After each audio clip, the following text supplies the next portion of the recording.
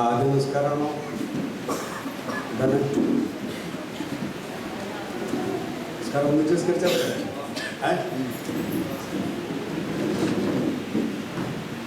റസൂലുള്ളാഹി സ്വല്ലല്ലാഹു അലൈഹി വസല്ലം തങ്ങൾ 13 കൊല്ലം കഴിഞ്ഞു മദീനയിലേക്ക് ഇവരുടെ ക്ഷണം സ്വീകരിച്ചുകൊണ്ട് ഹിജ്റ പോയി. പ്രവാചകന്റെ അനുയായികളിൽ മിക്കവരും ഹിജ്റ ചെയ്ത് മദീനയിലെത്തി. അവസാന പ്രവാചകൻ പോകുന്നത് ഞാൻ വിസ്തരിച്ച് പറയാൻ ഇത് സമയമല്ല.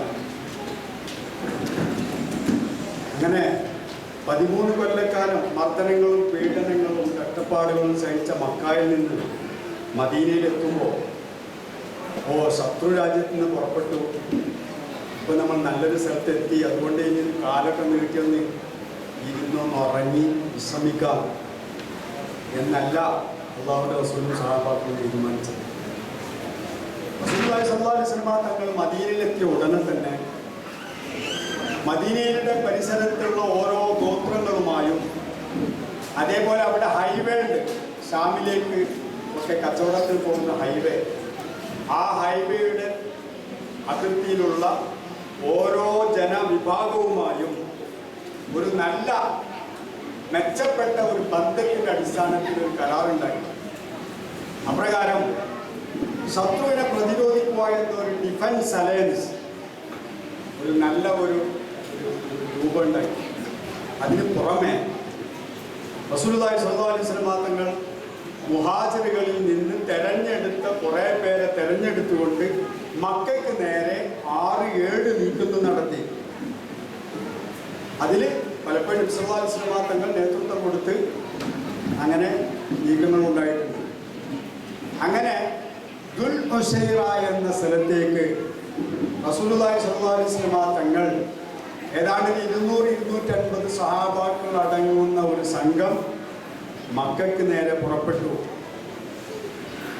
അതേതെന്നറിയോ? ഷാമിലേക്ക് കച്ചവടത്തിന് പോകുന്ന ആ കച്ചവട സംഘത്തെ പിടിക്കാനായിരുന്നു പ്രവാചകന്റെയും സഹാബാക്കളുടെയും നീക്കം. പക്ഷെ അവരുടെ പിടിയിൽപ്പെടാതെ കച്ചവട സംഘം രക്ഷപ്പെട്ടു.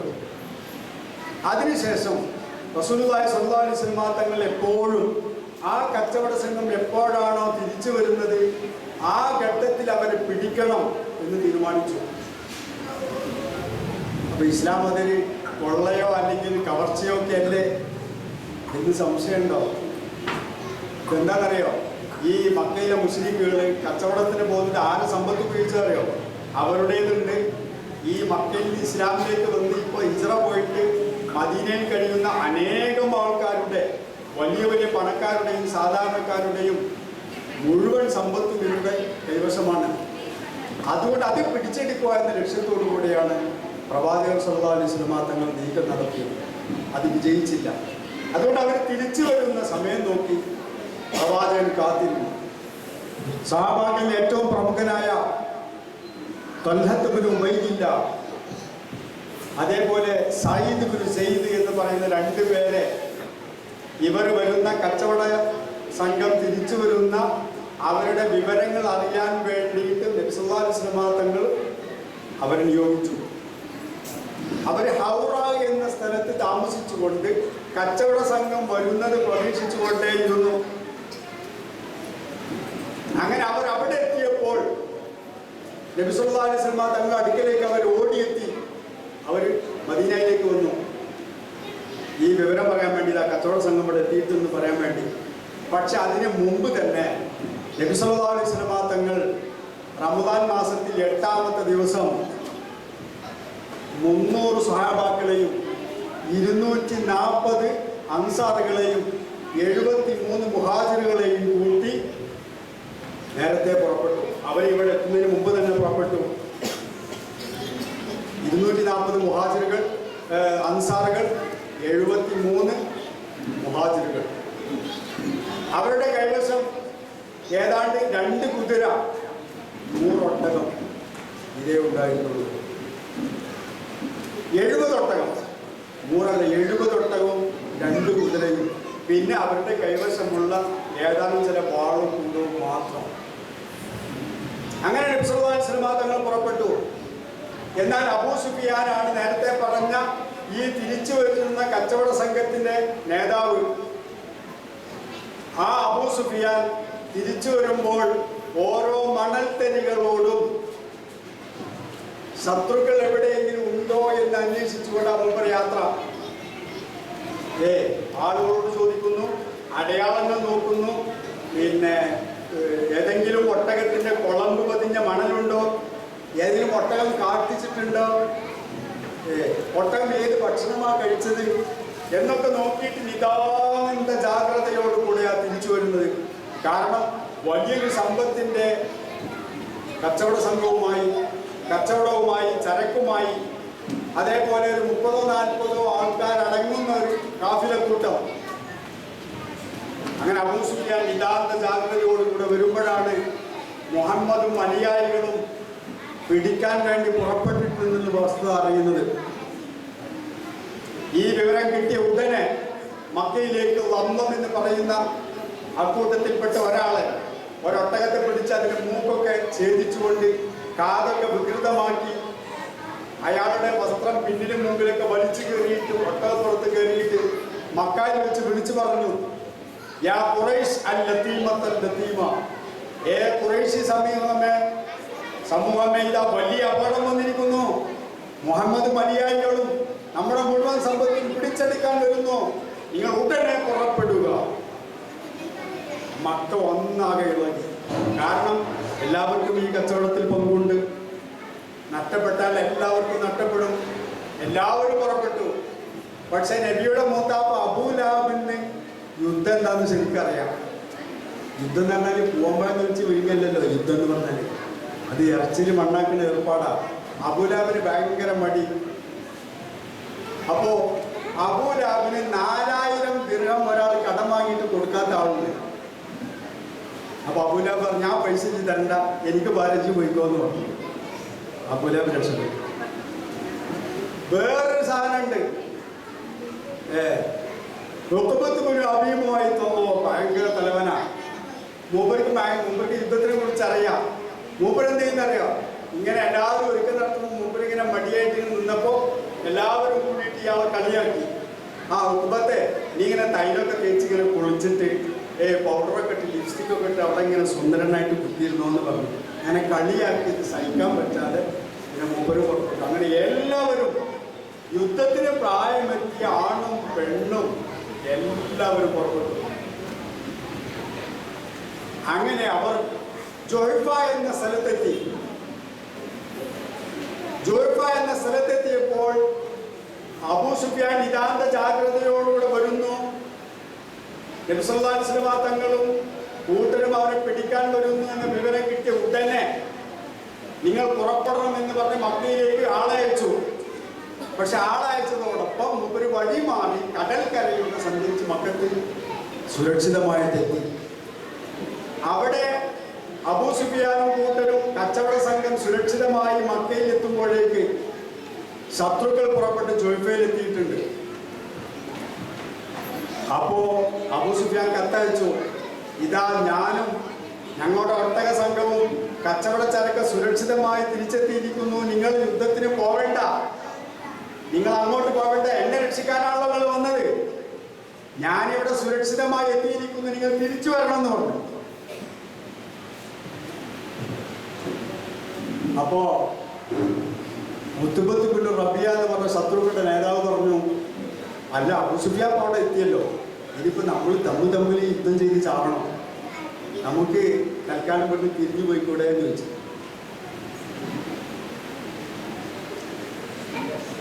മൂപ്പര് ഒരു സമാധാനത്തിൻ്റെ, ഒരു സന്ധിയുടെ, ഒരു സമാധാനത്തിൻ്റെ ദൂതുമായി പ്രത്യക്ഷപ്പെട്ടു. പക്ഷേ നബി സല്ലല്ലാഹു അലൈഹി വസല്ലം തങ്ങൾ ദുൽ ഷൈറായിലേക്ക് പുറപ്പെടുന്നതിനും ശേഷം നഖല എന്ന പ്രദേശത്തേക്ക് അബ്ദുല്ലാഹ് ഇബ്നു ജയ്സ് എന്ന് പറയുന്ന പ്രമുഖ സ്വഹാബിയുടെ നേതൃത്വത്തിൽ കുറഞ്ഞ ആളുകളെ മക്കയ്ക്ക് നേരെ ഒരു നീക്കം നടത്തിയിരുന്നു. കച്ചവട സംഘത്തെ അറിയാനും അവരുടെ സ്ഥിതിഗതികൾ അറിഞ്ഞു വരാനുമായിരുന്നു അവരെ നിയോഗിച്ചെങ്കിലും അബ്ദുല്ലാഹ് ഇബ്നു ജയ്സ് അവരെ പിടികൂടി അതിൽ ഒരു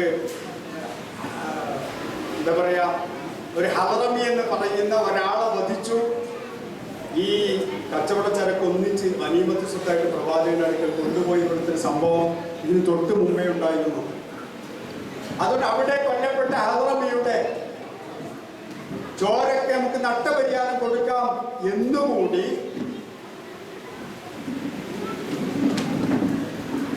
ഈ ഉത്ബത്ത് അവിടെ പ്രഖ്യാപിച്ചു. പക്ഷെ അദ്ദേഹത്തിന്റെ സഹോദരൻ ആമിർ വിളിച്ചു പറഞ്ഞു, ഇതാ ഞങ്ങൾക്ക് നഷ്ടപരിഹാരം ഒന്നും വേണ്ട, എൻ്റെ സഹോദരന്റെ രക്തത്തിന് രക്തം തന്നെ വേണം. മനസ്സിലായോ? അത് മനസ്സിലായോ? അപ്പൊ ബാങ്കെടുത്തുകൊണ്ട് നമ്മളെ ചിന്തയൊക്കെ മാറിയില്ല. അതുകൊണ്ട് നമ്മുടെ അന്തരീക്ഷം തന്നെ അവർ പറയേണ്ടത് പറയാനും പറയുന്നതൊക്കെ കേൾക്കാനും പറ്റിയ അന്തരീക്ഷമല്ല. അതുകൊണ്ട് തന്നെ ആവർത്തിച്ചു പോയി. ചുരുക്കത്തിൽ അവിടെ യുദ്ധം അത് നിർബന്ധമായി മുന്നോട്ട് തന്നെ പോകാന്ന് വെച്ചു. അങ്ങനെ അബൂജഹൽ പറഞ്ഞു, നമ്മളിപ്പോൾ ഇവിടെ ഒരാളുടെ രക്തത്തിന് തൽക്കാലം അതിന് പണം വാങ്ങിയിട്ട് യോജിപ്പാവാനോ അല്ലെങ്കിൽ മറ്റൊന്നിനല്ല ഇവിടെ പുറപ്പെട്ടത്.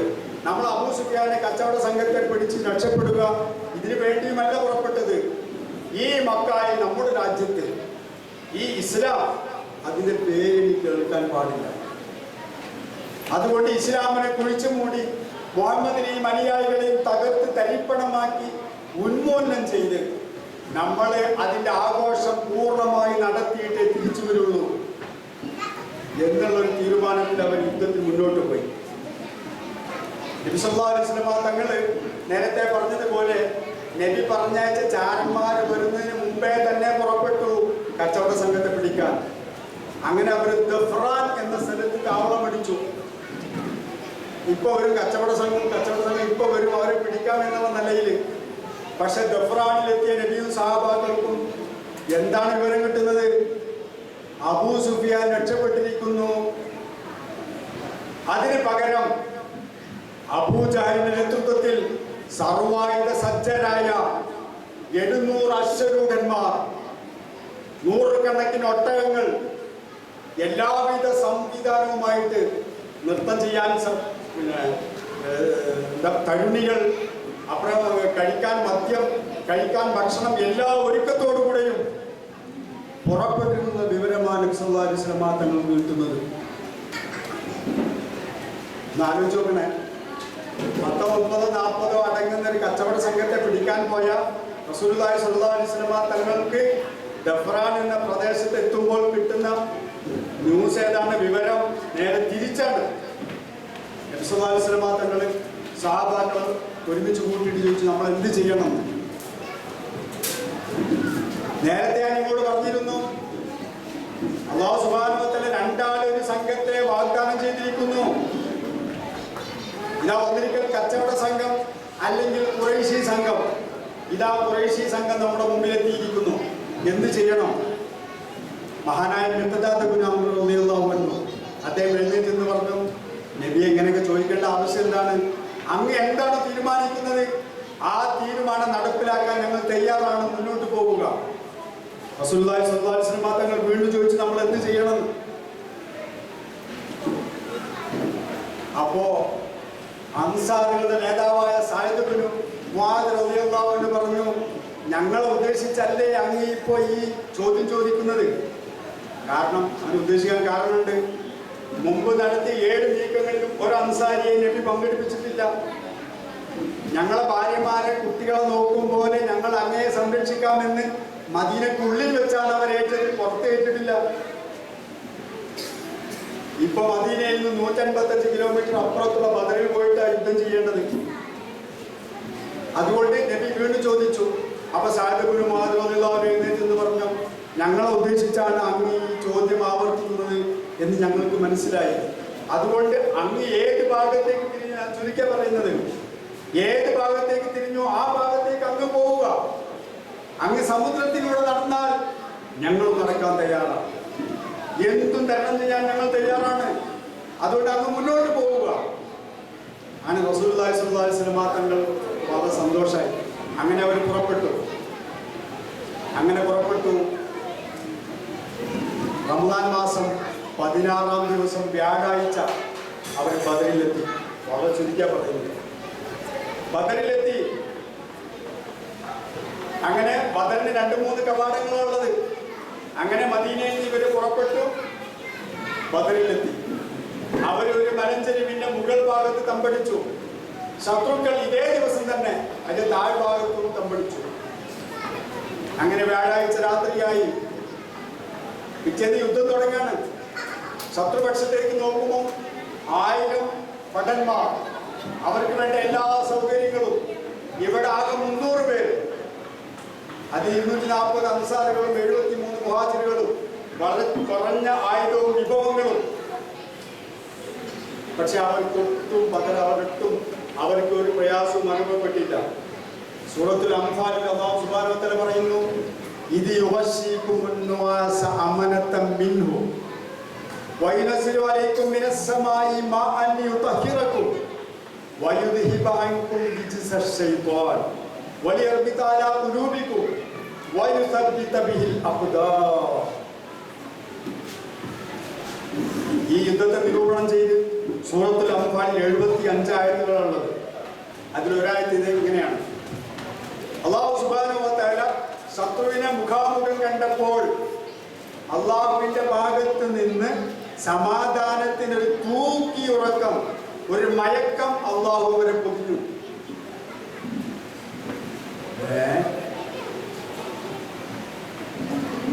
നമ്മുടെ വീടിന്റെ മുറ്റത്ത് ഏതോ ഒരാൾക്ക് കള്ളനായ മതി, ചിലപ്പോൾ ശത്രുവൊന്നും ആവണ്ട, എന്നാ തന്നെ അന്ന് ഓർത്തു. കള്ളം വരുന്നതിന് വിളിച്ചു പറയാൻ കഴിയില്ല, കാരണം പിന്നെ തൊണ്ടയിൽ കിട്ടിയിട്ടു. പേടിച്ച പിന്നെ ശബ്ദം പുറത്തേക്ക് വരില്ലല്ലോ. ഏതോ ഒരു കള്ളന്റെ നിഴൽ വീട്ടിന്റെ മുറ്റത്ത് കണ്ടാൽ കള്ളനാന്ന് വിളിച്ചു പറയാൻ കഴിയില്ല. ഇത് സർവായുധ സജ്ജനായ അബൂജഹൽ, ഇവർക്ക് പണ്ടേ അറിയാലോ അബൂജഹലിനെ. മക്കയിൽ വെച്ച് 10-13 കൊല്ലം പരിചയമുള്ള അബൂജഹൽ, ഉത്ബത്ത്, ശൈബത്ത്, ഈ വലിയ കേമന്മാരാ വന്നത്. ഖുറൈശിയുടെ ചോദ്യം ചെയ്യപ്പെടാത്ത നേതാക്കളാ വന്നത്. അപ്പൊ ശത്രുവിന് അള്ളാഹു സുബ്ഹാനഹു വ തആല പറയാ, അള്ളാഹുവിന്റെ ഭാഗത്ത് നിന്ന് സമാധാനത്തിന്റെ ഒരു തൂക്കി ഉറക്കം, ഒരു മയക്കം അവരെ അള്ളാഹു പൊതിഞ്ഞു. ഉപരിലോകത്ത് നിന്ന് ആകാശത്ത് നിന്ന് അള്ളാഹു മഴ വർഷിപ്പിച്ചു. ഒരു മഴക്കാൻ ഒരു ചാൻസ് ഒന്നുമില്ല, പക്ഷെ അന്നൊരു പെരുമഴ പെയ്തു. എന്തിനാന്നറിയാം? മഴ എന്തിനാ? ഒന്ന് നിങ്ങളൊക്കെ ആകെ 8 ദിവസം, കുറെ ദിവസമായാലും ഇറങ്ങിയിട്ട്, റമദാൻ 8-ന് ഇറങ്ങിയതാ, 8-9 ദിവസമായി. ആകെ വിയർത്ത് പിടിച്ച് അവർക്ക് കുളിയിൽ ചിന്തിക്കാൻ സമയമില്ല. നമുക്കിപ്പോൾ നോമ്പാകുമ്പോൾ 2-3 ദിവസമൊക്കെ വൈകുന്നേരം കുളിച്ചാൽ 10 ദിവസം വന്നിട്ടു നോമ്പെന്നൊക്കെ പറഞ്ഞത്. പിന്നെ നോമ്പൊക്കെ നോക്കിയിട്ട് ഇങ്ങനെ AC റൂമിൽ ഇരുന്നിട്ട് ഇങ്ങനെ പുറാമതിയൊക്കെ നല്ല സുഖം കേട്ടോ. ഇപ്പൊ എല്ലാവരുടെ വീട്ടിൽ AC ആണ്. ഇപ്പൊ പഴയ മാതിരിയൊന്നല്ല, നോമ്പെടുക്കാൻ വളരെ സുഖമാണ്, വിയർക്കൊന്നും വേണ്ട. ഇവരൊരുപാട് ദിവസമായി കുളിച്ചിട്ട്. അപ്പൊ അല്ലാഹു പറയുന്നു, ഈ മഴ മുഖേന നിങ്ങളെ ശുദ്ധീകരിക്കാൻ. അവർക്കൊന്ന് വൃത്തിയായി. പിന്നെ അവർ കുടിക്കാനുള്ള വെള്ളം ശേഖരിച്ചു വെച്ചു. പിന്നെ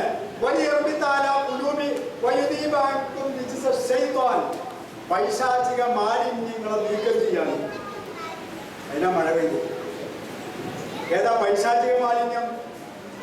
ശത്രുവിനെ കാണുമ്പോഴുള്ള പേടിയും അങ്കലാപ്പൊക്കെ ഇതൊക്കെ ചോർന്നു പോയി. കാരണം എന്താ? ഒരു നല്ല മഴ കിട്ടിയപ്പോൾ അള്ളാഹുവിന്റെ സഹായം ലഭിക്കാൻ തുടങ്ങിയത് അവർക്ക് ഉറപ്പായി. അപ്പൊ അവർക്ക് ഭയമില്ലാതെ. ശരിക്കും ആലോചിക്കണം കേട്ടോ. വരാൻ പോകുന്നു നമ്മുടെ മുമ്പിലേക്ക്. ഇന്നല്ലെങ്കിൽ നാളെ നമ്മുടെ നാട്ടിലേക്ക്, നമ്മുടെ വീട്ടിലേക്ക് ശത്രുക്കൾ ഇരച്ചു കയറാൻ പോകുന്നു. എന്ത് നിലപാട് സ്വീകരിക്കണം? നിലപാട് സ്വീകരിക്കണമെങ്കിൽ നാം ആരാവണം? ഇത് നമ്മളിങ്ങനെ അതൊന്നിപ്പോ ആലോചിക്കേണ്ട, അതൊന്നും ഉണ്ടാവില്ല എന്ന് പറഞ്ഞിരിക്കണ്ട. അല്ലാഹു പറഞ്ഞു, ഇതേ യുദ്ധത്തിന് ശേഷം ഉണ്ടായ ഉഹദ് യുദ്ധം ശരിക്കും മനസ്സിലാക്കണേ. ഇത് കഴിഞ്ഞ് തൊട്ട് 3-ാം കൊല്ലം, തൊട്ടടുത്ത കൊല്ലം നടന്ന ഉഹദ് യുദ്ധം,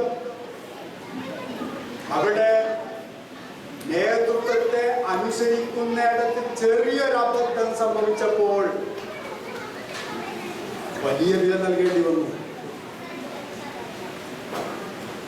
അത് ഇതിന്റെ തൊട്ട സൂറത്തിൽ സൂറത്ത് ആല ഇമ്രാനിൽ അല്ലാഹു സുബ്ഹാനഹു വ തആല പല ആയത്തുകളിലായിട്ട് വിസ്തരിച്ച് പറയുന്നുണ്ട് നമ്മോട്.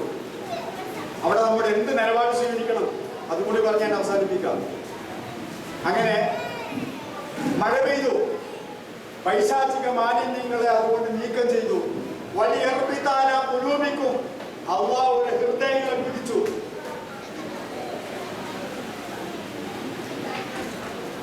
അള്ളാഹുവിന്റെ ഹൃദയങ്ങളെ കെട്ടിയിട്ടു. ആരുമായി? അള്ളാഹുമായി കെട്ടിയിട്ടു. നമ്മുടെ ഹൃദയങ്ങൾ അള്ളാഹുമായി കൂട്ടിക്കെട്ടണം. വലിയ പുലൂമിക്കും ഈ മഴ കൊണ്ട് കാലുകൾ ഉറപ്പിച്ചു നിർത്താൻ കഴിഞ്ഞു. മുട്ട് വർക്കില്ല. പതറാത്ത പാദത്തോടെ ചിതറാത്ത ചിത്തത്തോടുകൂടെ ശത്രുവിനെ മുമ്പിൽ ഇതാ താഴ്വരയിലേക്ക് നോക്കൂ. 1000 ഭടന്മാർ സർവായുധ സജ്ജരായി ആർപ്പ് വിളികളോടുകൂടെ കുന്നിന്റെ മുകൾ ഭാഗത്ത് വളരെ ഒരു നിശബ്ദമായിട്ട് ദിക്റല്ലാത്ത മറ്റൊന്നുമില്ല, വെറും ദിക്റുകൾ മാത്രം. ശത്രുസേനയെ നിങ്ങൾ കണ്ടാൽ, ശത്രു സംഘത്തെ കണ്ടാൽ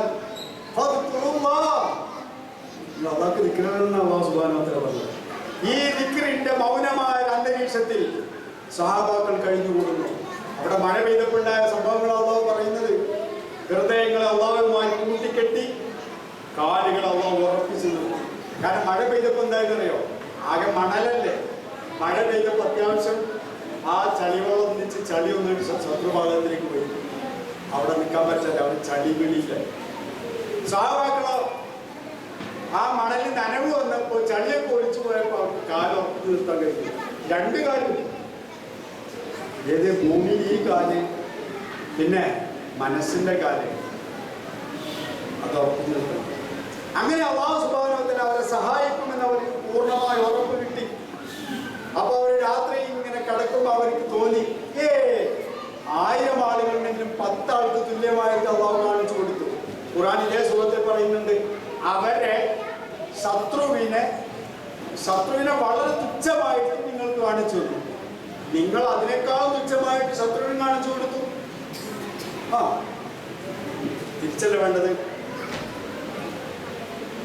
ശത്രുവിനെ വളരെ തുച്ഛമായിട്ട് സഹാബാക്കൾക്ക് കാണിച്ചു കൊടുത്തു, അതൊക്കെ. എന്നാൽ ശത്രുക്കൾക്ക് മുസ്ലിങ്ങളെയും വളരെ തുച്ഛമായി കാണിച്ചു കൊടുത്തു. അതെന്തിനാണ്? എന്തിനാണത്? ഒരു ഏറ്റുമുട്ടൽ നടക്കണം.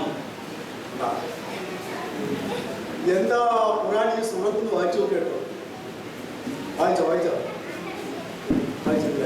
ഇന്ന് വായിച്ചിട്ടില്ല. പോയിട്ട് വായിക്കാൻ അതിന്റെ പരിഭാഷ വ്യാഖ്യാനമൊക്കെ എടുത്ത് വായിക്കും. ഓതില്ല, ഓതി നിർത്തിക്കളി. ഓതിട്ടൊരു കാര്യമില്ല. ഞാൻ പറഞ്ഞ ഒരു ഉദാഹരണം പറയാം. നിങ്ങൾ നേരത്തെ പറഞ്ഞ ഡോക്ടറില്ലേ? ഞാൻ പറഞ്ഞ ഡോക്ടർ, ആ ഡോക്ടർ നമുക്ക് വലിയൊരു കുറിപ്പ് തന്നു. നമ്മുടെ നിർദ്ദേശവും നിർദ്ദേശവും മരുന്നിൻ്റെയൊക്കെ കുറിപ്പുണ്ട്. നിങ്ങൾ എന്ത് ചെയ്തു?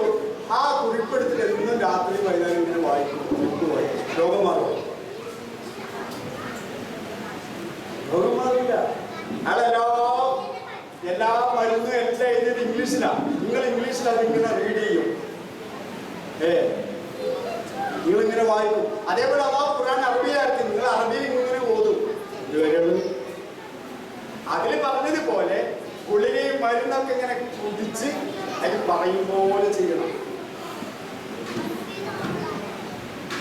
അപ്പൊ ഖുർആനിൽ പഠിക്കണം. അപ്പൊ അല്ലാഹു സുബ്ഹാനഹു വ തആല പറയാണ്, ഒരു ഏറ്റുമുട്ടൽ ഉണ്ടാവണം. അതിന് അല്ലാഹു ഈ തന്ത്രം പ്രയോഗിച്ചു. വലു തവാഅത്തും ലഖ്തലഫ്തും ഫിൽ മിയാദ്. നിങ്ങൾ നേരത്തെ ഉറപ്പിച്ച കാര്യമാണെങ്കിൽ ചിലപ്പോൾ നിങ്ങൾ ഇത് നടന്നില്ല എന്ന് വരും.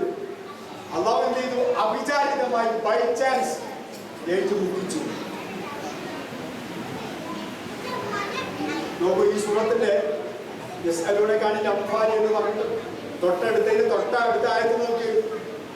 അല്ലാഹു സുബ്ഹാനഹു വ തആല പ്രവാചകനോട് പറയുന്നു, ഹക്കിന് വേണ്ടി, അവകാശത്തിന് വേണ്ടി, അവകാശം ചോദിച്ചു വാങ്ങാൻ, അവകാശത്തിന് വേണ്ടി പോരാടാൻ, അവകാശത്തിന് വേണ്ടി നിലനിൽക്കാൻ അങ്ങയെ വീട്ടിൽ നിന്ന് പുറത്തിറക്കിയ അല്ലാഹു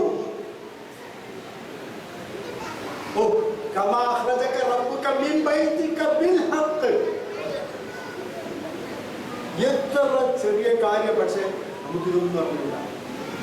കമാ അഖ്റജക, അങ്ങയെ അല്ലാഹു പുറത്താക്കിയതുപോലെ മിൻ ബൈതിക, അങ്ങയുടെ വീട്ടിൽ നിന്ന്, ബിൽ ഹഖ്, ഹക്കിന് വേണ്ടി, അവകാശത്തിന് വേണ്ടി, മനുഷ്യാവകാശത്തിന് വേണ്ടി, ഭരണഘടന നമുക്ക് വകവെച്ചിരുന്ന അവകാശത്തിന് വേണ്ടി വീട്ടിൽ നിന്ന് പുറത്തിറങ്ങണമെന്നാണ് പറയുന്നത്.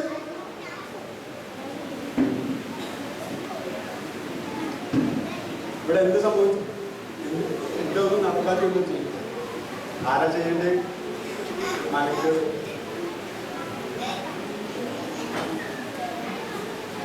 മലക്കുകൾ ഇറങ്ങും, അതിന്റെ സമയമാകുമ്പോൾ ഇറങ്ങും. പക്ഷെ ഇപ്പൊ ബാബരി മസ്ജിദ് ഇങ്ങനെ കച്ചവടക്കുമ്പോൾ 1000 മുസ്ലിങ്ങൾ അവിടെ സങ്കല്പിക്കുക. വലിയ ആയുധങ്ങളൊന്നുമില്ല, എന്നാലും അത്യാവശ്യം ഈമാനാവുന്ന ആയുധവുമായിട്ട് അവിടെ എത്തുമ്പോൾ അവരുടെ ചുമലുകളിൽ ഇങ്ങനെ മലക്കൾ, ആയിരക്കണക്കിന് മലക്കൾ ഇറങ്ങും. ഇത് സംഭവിച്ചതാണ്. ഈ സൂറത്തിൽ അല്ലാഹു പറയുന്നു, ബദറിൽ അല്ലാഹു നിങ്ങളെ സഹായിച്ചു. വന്തും അതില്ല, നിങ്ങൾ വളരെ ദുർബലരായിരുന്നു.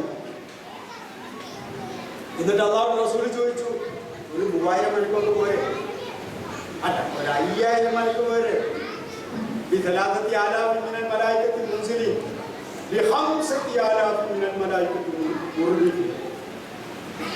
അയ്യായിരം മണിക്ക് പോരെ എന്ന് അല്ലാഹു റസൂൽ ചോദിച്ച സന്ദർഭം നോക്ക്. ഇവിടെ സംഭവിച്ചതാ, ബദറിലതാ സംഭവിച്ചത്. അപ്പൊ ചുരുക്കത്തിൽ അല്ലാഹു സുബ്ഹാനഹു വ തആല ഏറ്റുമുട്ടിച്ചു. നിങ്ങളുടെ വിചാരം കൈ തൊടാതെ മീൻ പിടിക്കണമെന്നായിരുന്നു, കൈ നനയാതെ മീൻ പിടിക്കണമെന്നായിരുന്നു. മീൻ പിടിക്കണമെങ്കിൽ എന്ത് ചെയ്യണം? കൈ നനയാൻ പോരാ, ചടിയിലൊക്കെ ഇറങ്ങി മേലൊക്കെ ചളിയായി ചിലപ്പോൾ പരിക്കൊക്കെ പറ്റി അങ്ങനെ മീൻ പിടിക്കാൻ പറ്റുള്ളൂ. പക്ഷെ നിങ്ങൾ വിചാരിച്ചത്, ഖുർആൻ തന്നെ പറയുന്നു, പ്രയാസമില്ലാത്ത കാര്യം നിങ്ങൾക്ക് നേടാം എന്നാ നിങ്ങൾ വിചാരിച്ചത്. പക്ഷെ അല്ലാഹു വിചാരിച്ചതോ, സത്യത്തെ സത്യമായി നിലനിർത്തണം, അസത്യത്തെ നിഹനിക്കണം, ഇല്ലാതെയാക്കണം. അങ്ങനെ സത്യാസത്യ വിവേചനം അത് കാണിച്ചു കൊടുക്കണം, ഒരു ഫുർഖാൻ കാണിച്ചു കൊടുക്കണം. അതാണ് അല്ലാഹുവിന്റെ തീരുമാനം. അതിൽ അല്ലാഹു തന്ത്രങ്ങൾ മെനഞ്ഞു. അല്ലാഹു ഖൈറുൽ മാക്കിരീൻ, തന്ത്രം മെനയുന്നവരിൽ ഏറ്റവും ഉന്നതൻ അല്ലാഹുവാണ്. നല്ല തന്ത്രങ്ങൾ മെനഞ്ഞ് ഏറ്റുമുട്ടിച്ചു.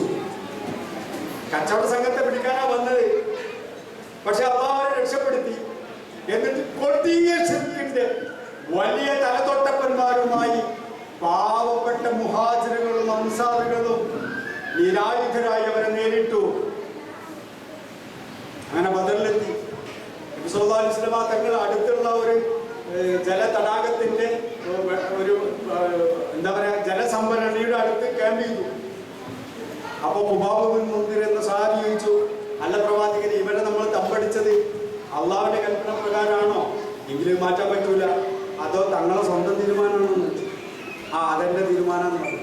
എന്നാൽ നമ്മളെ കുറച്ചും കൂടി മുന്നോട്ട് ചെയ്തിട്ട് അവർ അത് ആ ജലാശയത്തിനടുക്കലാണ് നമ്മൾ തമ്പടിക്കേണ്ടത്. അങ്ങനെ തമ്പടിച്ചു. ഈ വ്യാഴാഴ്ച രാത്രിയിൽ എല്ലാവരും സുഖമായി ഉറങ്ങി.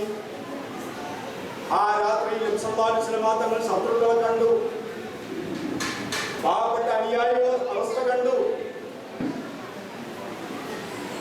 അതിനു മുമ്പ് മദീനയിലെ നേതാവായിരുന്ന, പഴയകാല നേതാവായിരുന്ന, ഇപ്പോൾ നബി സല്ലല്ലാഹു അലൈഹി വസല്ലം തങ്ങളുടെ വലങ്കയ്യായ അൻസാറുകളുടെ കൊടിവാഹകനായ സഅദ് ബിൻ മുആദ് റളിയല്ലാഹു അൻഹു നബിയോട് പറഞ്ഞു, നബിയെ, ഇതാ നാളെ യുദ്ധം തുടങ്ങാൻ പോകുന്നു, ഞങ്ങൾ അങ്ങേക്ക് വേണ്ടി ചെറിയൊരു ടെന്റ് ഉണ്ടാക്കി തരാം,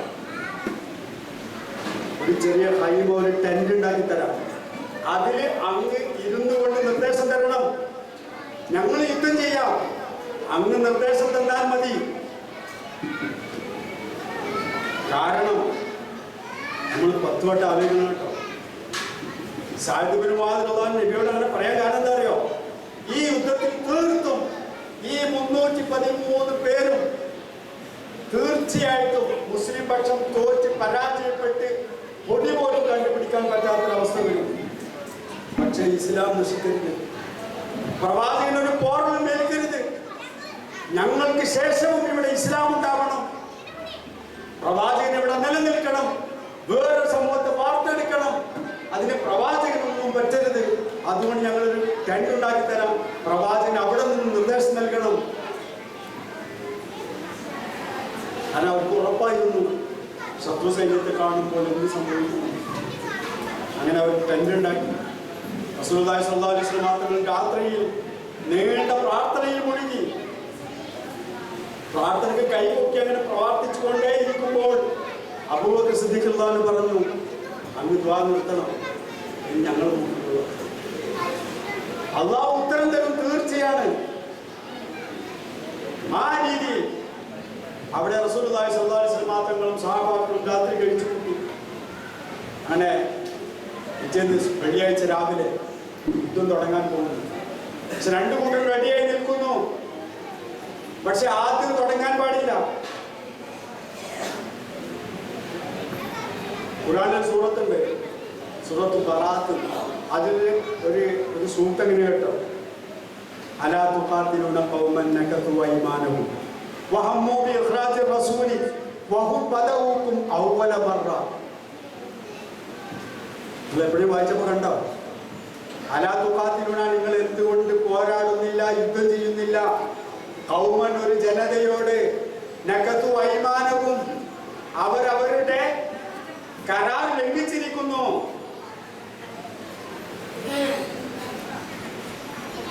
ഇന്ത്യയുടെ കരാർ ഏതാ? നമ്മുടെ ഇന്ത്യയുടെ പ്രധാനമന്ത്രി അംബേദ്കർ അടങ്ങുന്ന ഒരു കോൺസ്റ്റിറ്റ്യൂഷൻ അസംബ്ലി ഉണ്ടാക്കിയ ഒരു ടീമുണ്ടാക്കിയ ഭരണഘടന, ലോകത്ത് സുന്ദരമായ ഭരണഘടന. ആ ഭരണഘടനയുടെ പുറത്ത് കൈവച്ചിട്ട് പ്രതിജ്ഞ ചെയ്തു. ആ ഭരണഘടനയിൽ എന്താണുള്ളത്? എല്ലാ മനുഷ്യർക്കും, മതമുള്ളവനും ഇല്ലാത്തവനും യഥേഷ്ടം സ്വതന്ത്രമായി ഇവിടെ ജീവിക്കാനുള്ള അവകാശം. ആ ഭരണഘടനയുടെ പുറത്ത് കൈവച്ചിട്ട് പ്രതിജ്ഞ ചെയ്ത ആ പ്രതിജ്ഞ ലംഘിച്ചവരോട് നിങ്ങൾ എന്തുകൊണ്ട് പോരാടുന്നില്ല? റസൂലിനെ പുറത്താക്കാൻ വേണ്ടി അവർ തീരുമാനിച്ചു. എന്നാൽ റസൂലിന്റെ മതമൊന്നും ഇവിടെ വേണ്ടെന്ന് അവർ തീരുമാനിച്ചു. വഹും പദവുക്കും അവലമറ, ആദ്യം തുടങ്ങിയത് അവരാണ്.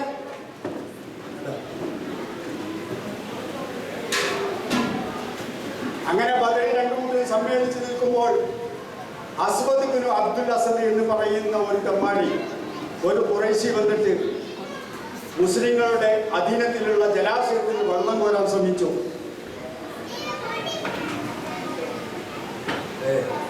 ഹംസ റളിയല്ലാഹു അവനെ ചെറിയ രീതിയിൽ ഒന്ന് കൈകാര്യം ചെയ്തു. കാരണം അവര് അതിക്രമിച്ച് കയറി അവിടെ യുദ്ധം തുടങ്ങി.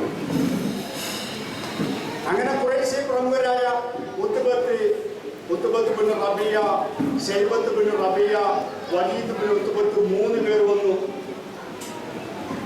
ഇത് പറയുമ്പോൾ നിങ്ങൾ ഒരു കാര്യം കൂടി മനസ്സിലാക്കണം കേട്ടോ. ബദറിൽ ഖുറൈശികളുടെ ശത്രുക്കളുടെ ഭാഗത്ത് നിന്ന് ഇസ്ലാമിന് നേരെ, പ്രവാചകന് നേരെ, സഹാബാക്കൾക്ക് നേരെ ആദ്യം വന്നത് ആരാണ്? ഒന്ന് ഉത്ബത്ത്. ഈ ഉത്ബത്ത് പണ്ട് എന്താ ചെയ്തത്? അബൂ സുഫിയാന്റെ കത്ത് കിട്ടിയപ്പോൾ നമുക്കിനി യുദ്ധം ചെയ്യേണ്ട ആവശ്യമില്ല, തിരിച്ചു പോവാറോ എന്ന് പറഞ്ഞ ആളാ. ഇപ്പൊ മുമ്പില് അങ്ങനെ വേണ്ടത് അറബിയുടെ ക്വാളിറ്റി ആയിട്ടാണ്. യുദ്ധം വേണ്ട, സമാധാനത്തിന് വേണ്ടി സംസാരിച്ച ഒരാളാണ് അദ്ദേഹം.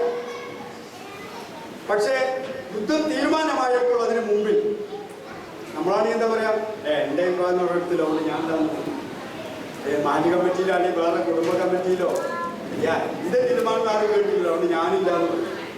പക്ഷേ പൊതുവിലൊരു തീരുമാനം ഉണ്ടായിക്കഴിഞ്ഞാൽ ആ തീരുമാനം എല്ലാവരുടേതുമാണെന്ന് അംഗീകരിച്ചുകൊണ്ട് ആദ്യം വന്നു ആര്? ഉത്ബത്ത്. അതാണ് ഖുറൈശിയുടെ പ്രത്യേകത. ഉത്ബത്ത് വന്ന് നേരെ സഹോദരൻ, ഒരേ വീട്ടിൽ നിന്ന് 3 ആൾ, ഉത്ബത്തും സഹോദരൻ ശൈബത്തും ഉത്ബത്തിന്റെ മകൻ വലീദും 3 പേർ വന്നു. അപ്പൊ അൻസാറുകൾ 3 പേർ വന്നു. അപ്പൊ അവര് പറഞ്ഞു, മുഹമ്മദേ, ഇവരല്ലേ, ഇവര് മദീനക്കാരല്ലേ, ഇവരെ ഞങ്ങൾക്ക് വേണ്ട. നമ്മളെ നാട്ടുകാര്, നമ്മുടെ ബന്ധക്കാര്, എന്റെ സ്വന്തം ആളുകളെ പുറത്തേക്ക് ഇറക്കൂ.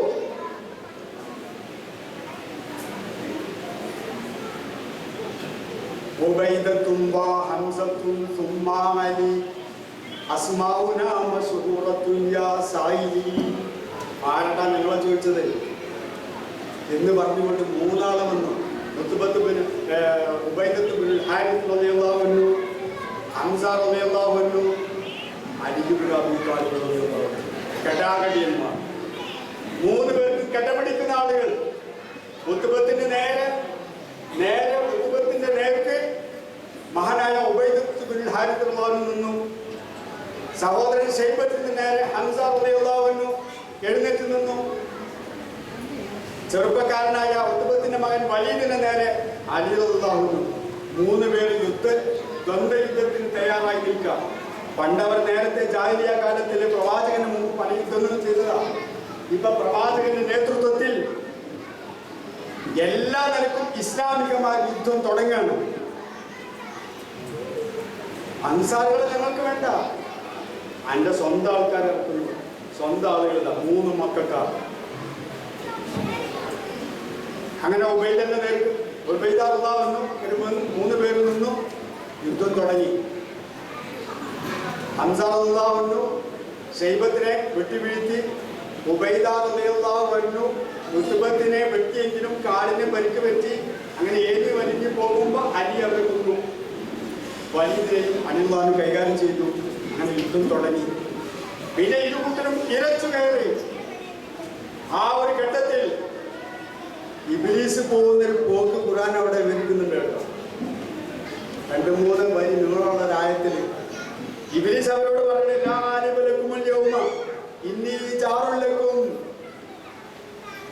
ഇന്നൊരുപാട് ഇബ്ലീസുമാരുണ്ട്, അതിനൊക്കെ നേതാക്കളുണ്ടാകും.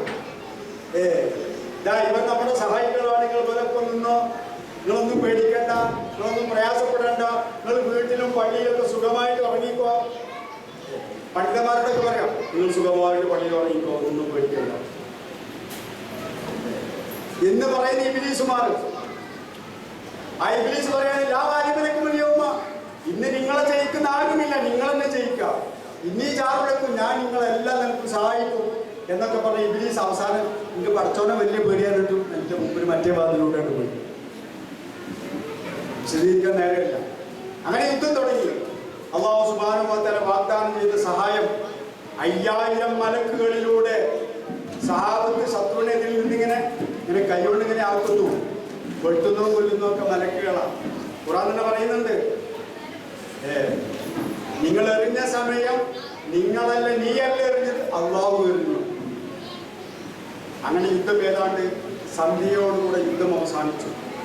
ഘോരമായ യുദ്ധം. മുസ്ലിം പക്ഷത്തിൽ നിന്ന് 14 പേർ രക്തസാക്ഷികളായി. അബൂജാൽ അടക്കം, മുത്തുബത്ത് അടക്കം, നേരത്തെ പറഞ്ഞ ശൈബത്തൊക്കെ അടക്കം 70 പേർ, സിർക്കിന്റെ തലതൊട്ടപ്പന്മാരായ 70 പേർ, അവരെ അല്ലാഹു റസൂൽ പരലോകത്തേക്ക് അയച്ചു. അവരുടെ നേരത്തെ അവര് യുദ്ധം ആഘോഷിക്കാൻ വേണ്ടി കൊണ്ടുവന്ന, യുദ്ധത്തിന് വേണ്ടി കൊണ്ടുവന്ന മുഴുവൻ സമ്പത്തും മദീനയിലേക്ക് തിരിച്ചവർ കൊണ്ടുപോയി. 70 ആളുകളെ ബന്ദികളാക്കി പിടിച്ചു. ഈ ബന്ദികളെയും സഹാബാക്കളുടെ കൂടെയുള്ള ഒട്ടകപ്പുറത്ത് ഈ യുദ്ധ ചരക്കുകളൊക്കെ കയറ്റി വെച്ചിട്ട് സഹാബാക്കളെയും കൂട്ടിയിട്ട് അവർ മദീനത്തേക്ക് പോയി. എന്നാൽ ബന്ദികളെ പീഡിപ്പിക്കുകയോ അടിമവേല ചെയ്യിക്കുകയോ അല്ല ഇസ്ലാമിന്റെ നിയമം. അത് വിശദീകരിക്കാൻ നമുക്ക് സമയമില്ല. അവരെ മാന്യമായ രീതിയിൽ നഷ്ടപരിഹാരം കൊടുത്ത് അവരെ മോചിപ്പിക്കാമെന്ന ഒരു തീരുമാനമുണ്ടായി. യുദ്ധമുതലുകൾ നേരത്തെ പറഞ്ഞതുപോലെ ആർക്കാണോ കിട്ടിയത് അയാൾ കൈവശം വെക്കുക എന്നുള്ളതാണ്. ഇവിടെയാണ് യുദ്ധമുതലുകളെ കുറിച്ച് അവർ ചോദിക്കും. യുദ്ധമുതലുകൾ അള്ളാഹുവിൻ്റെതും റസൂലിൻ്റെതുമാണ്. അള്ളാഹു റസൂല് വീതിച്ചു കൊടുക്കും പോലെ അത് സ്വീകരിച്ച് അതിൻ്റെ ഓരോരോ അവകാശം അതിൻ്റെ വകവെച്ച് കൊടുത്തുകൊണ്ട് അതിനുള്ള ഓഹരി അത് ഇസ്ലാം നിശ്ചയിച്ചിട്ടുണ്ട്. അങ്ങനെ ബദർ യുദ്ധം അവസാനിച്ചു. ഈ യുദ്ധത്തിൽ ഈ സൂറയിലും ഇത് തൊട്ട് മുമ്പേ വന്ന ആലുംറാൻ സൂറയിലൊക്കെ നിരൂപണം ചെയ്തുകൊണ്ട് അള്ളാഹു പറയുന്നു, യാ അയ്യുഹല്ലദീന ആമനു. ഇവിടെ ഇപ്പൊ ബദറിലൂടെ എന്താ സംഭവിച്ചത്?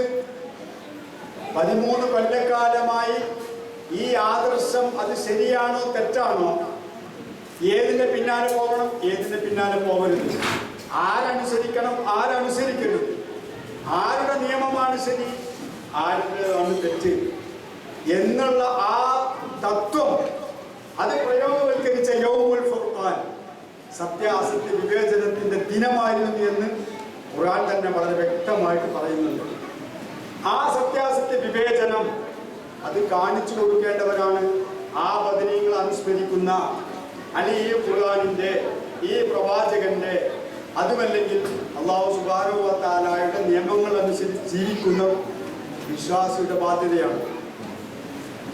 അല്ലാഹു സുബ്ഹാനഹു വ തആല 2 നിർദ്ദേശമാണ് നമ്മോട് പറയുന്നത്. ബലാ ഇൻ തസ്ബിറു വ തത്തഖൂ. ബലാ ഇൻ തസ്ബിറു വ തത്തഖൂ. ശത്രുവിന്റെ മുമ്പിൽ നെഞ്ചിലിരിച്ച് സ്ഥൈര്യത്തോടുകൂടെ ക്ഷമ കാണിച്ചുകൊണ്ട് പിടിച്ചു നിൽക്കാനുള്ള കഴിവ്.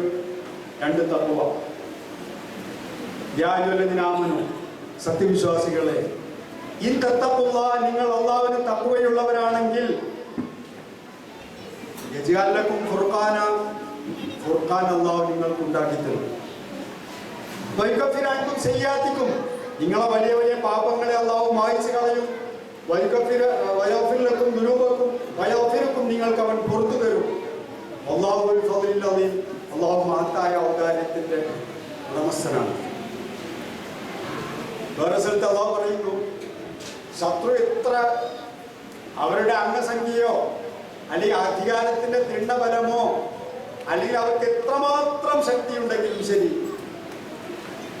നിങ്ങൾ ഒരു നിലപാട് സ്വീകരിക്കണം. ആ നിലപാടേതാ? വഇൻ തസ്ബിറു വതത്തഖൂ ലാ യദുറുക്കും കൈദുഹും ശൈആ. ക്ഷമയും തഖ്വയും ഉണ്ടെങ്കിൽ ശത്രുക്കളുടെ ഒരു കുതന്ത്രവും വിലപ്പോവില്ല. എല്ലാം കൈതാണിപ്പോ, എല്ലാം കുതന്ത്രമാണ്. തെരഞ്ഞെടുപ്പ് മുതൽ, ഹിസ്റ്ററി മാറ്റുന്ന മുതൽ, കള്ളം മുതൽ ഓരോന്നും എടുത്തു നോക്ക്. MLA-മാരെയും അതേപോലെ MP-മാരെയും വിലക്ക് വാങ്ങല്ല. വലിയ വലിയ ജഡ്ജിമാരെ വരെ വിലക്ക് വാങ്ങുന്നു, വലിയ ഓഫറുകൾ നൽകുന്നു, ചരിത്രം മുഴുവൻ വികലമാക്കിയിരിക്കുന്നു. അങ്ങനെ എന്ത് കുതന്ത്രമുണ്ടോ ആ കുതന്ത്രം കാണുമ്പോൾ നമ്മൾ ഇതിന് പേടിച്ചു നിൽക്കുക. അല്ലാഹു പറയുന്നു, ലാ യദുറുക്കും കൈദുഹും ശൈആ. അവരുടെ ഒരു കുതന്ത്രവും വിജയിക്കുകയില്ല, നിങ്ങൾക്ക് പ്രയാസമുണ്ടാക്കുകയില്ല. വേറെ അല്ലാഹു സുബ്ഹാനഹു വ തആല ധാരാളം നിർദ്ദേശങ്ങൾ നൽകുന്നുണ്ട്. അപ്പൊ അതിന്റെ അടിസ്ഥാനത്തിൽ നമ്മൾ യഥാർത്ഥ വിശ്വാസികളായിക്കൊണ്ട് തഖ്വ, അല്ലാഹു നിർദ്ദേശിച്ചതുപോലെയുള്ള തഖ്വ സ്വീകരിച്ചുകൊണ്ട് അതിനുതകുന്ന രീതിയിൽ ഇസ്ലാമിനെ പഠിച്ചുകൊണ്ട് ഖുർആൻ വായിച്ച് മനസ്സിലാക്കിക്കൊണ്ട് അത് പഠിക്കാനും പഠിപ്പിക്കാനും വേണ്ടിയുള്ള ശരിയായ ശ്രമം ഇനി മുതൽ ഉണ്ടാവേണ്ടതുണ്ട്.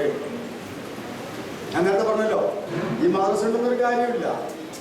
അതിനപ്പുറം ശരിയായ രീതിയിൽ ഖുർആൻ പഠിക്കാനുള്ള സൗകര്യങ്ങൾ ഉണ്ടാക്കിയെടുക്കേണ്ടതുണ്ട് എന്ന് നിങ്ങളെ ഓർമ്മപ്പെടുത്തിക്കൊണ്ട് ഞാൻ എൻ്റെ വാക്കുകൾ ഉപസംഹരിക്കുന്നു. നിങ്ങൾക്ക് എന്തെങ്കിലും സംശയം ചോദിക്കാം.